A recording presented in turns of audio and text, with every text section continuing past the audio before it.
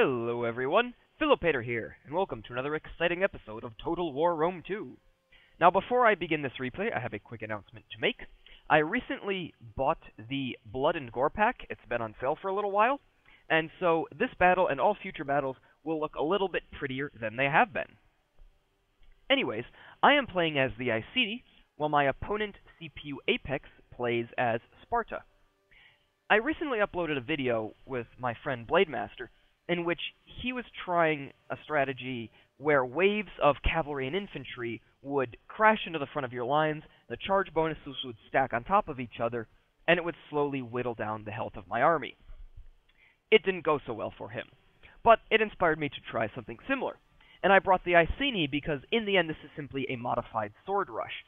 However, the chosen sword band are the weakest in their class of infantry, and so it's really going to rely on the initial charges to do health damage, and then the chosen sword band can tank and slowly win the day. The first wave of charges is going to come from these 3 Briton Scout Riders. The second wave will be from these 4 Painted Ones, and then this line of 6 chosen sword band will be my main infantry force. Meanwhile, my general is in a heroic noble, and I have 2 units of veteran riders on each flank. Meanwhile, my opponent has brought a super heavy infantry build. He has 2 Heroes of Sparta, 4 Royal Spartans, and then on the right flank, 2 Spartan Hoplites. For his skirmishing, he has a Mercenary Cretan Archer, 1 Helot Slinger, and 2 Helot Archers, and then 3 units of Citizen Cavalry.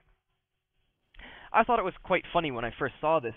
Historically speaking, the Hoplite generals would have placed their strongest soldiers over here on the right side, and so my opponent is just a little bit backwards.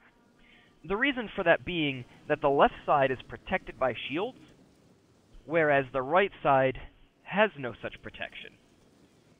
And so as the battle went on, say this line of soldiers would slowly shuffle to the right to try and get behind the shields of their neighbors. So as a Spartan or an Athenian general, you wanted your strongest men here on the right, so they could act as a cornerstone and basically push everybody back and just prevent your line from slowly shuffling off into the distance. And it worked out pretty well until the Thebans were able to beat it. I forget the name of the battle. I'll make sure to put a quick little blurb about it in the description. But yeah, basically the Thebans saw that the elite Spartan infantry was on the right. They stacked up their own elite infantry on the left, broke through, and then rolled up the flank. That might be a fun battle to try and set up in the future. Yeah, we'll see what I can do. Anyways, I realize I have the cavalry advantage, and so my veteran riders are simply coming around to the flanks. And here comes the charge. Scout riders coming in first. And boink. Nothing. The Royal Spartans take almost no damage from that. However, the Painted Ones are coming in immediately afterwards. And... oh, nice. So yeah, I think the Painted Ones, for the most part, took more damage than the Spartans. However, the Chosen Sword Band are next coming up behind them.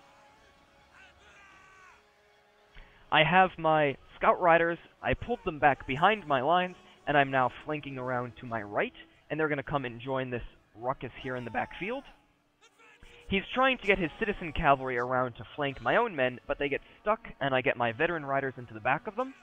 Meanwhile, I'm bringing my heroic nobles over to my left to try and collapse these weaker Spartan hoplites. My Painted Ones, where they fought Royal Spartans, they've had enough, and they're taking off. However, this unit of Painted Ones that got into the Spartan hoplites is actually doing fairly well, so good for them.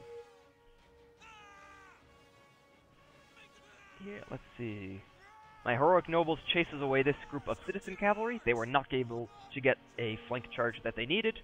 And meanwhile, my own cavalry is free to get rear charges against his elite infantry. And these Heroes of Sparta, they're not wavering, but they're not liking this.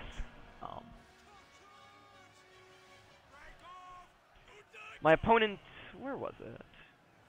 My opponent, I think, noticed these Spartan hoplites were starting to break, and so he brings this unit of Royal Spartans to reinforce.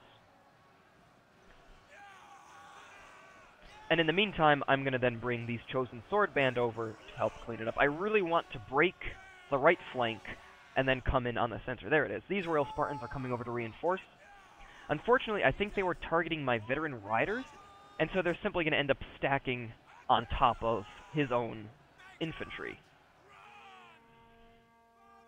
Archers and cavalry getting cleaned up.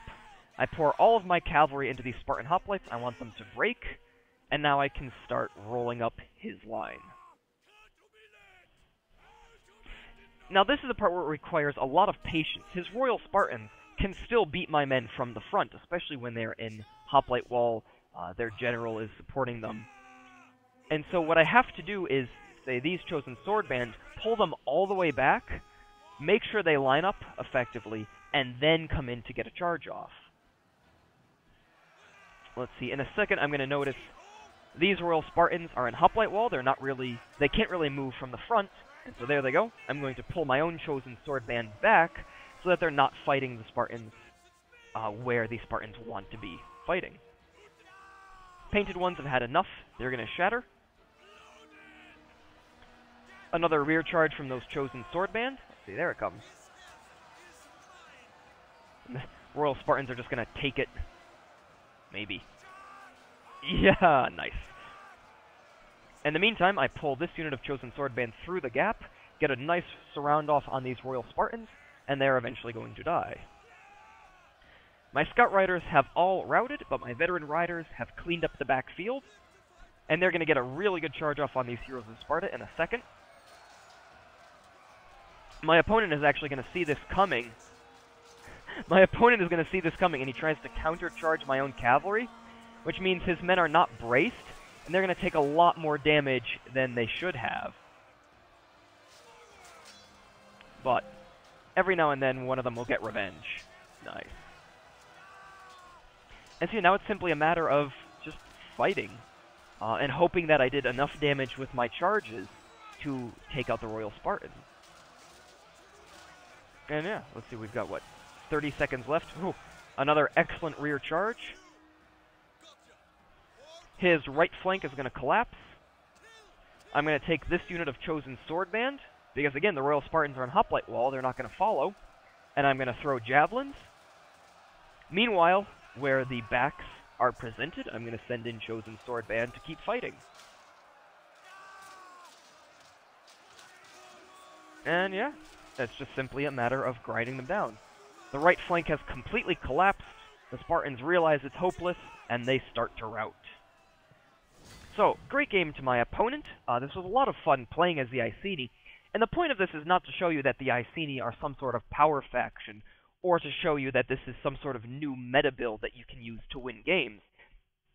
It's instead to show you that there are these factions like the Iceni that people have given up on, but if you can understand their strengths and weaknesses with a little bit of micro, you can win with them, and at the very least you can still have fun with them.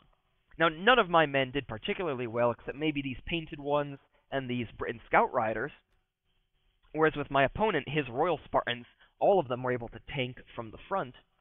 It was, again, those waves of charges taking away the health of the Spartans, slowly whittling them down, and of course, having the extra cavalry and the extra infantry helped out a lot. So, great game to my opponent. I hope you guys enjoyed watching this battle, and I will see you in the next one.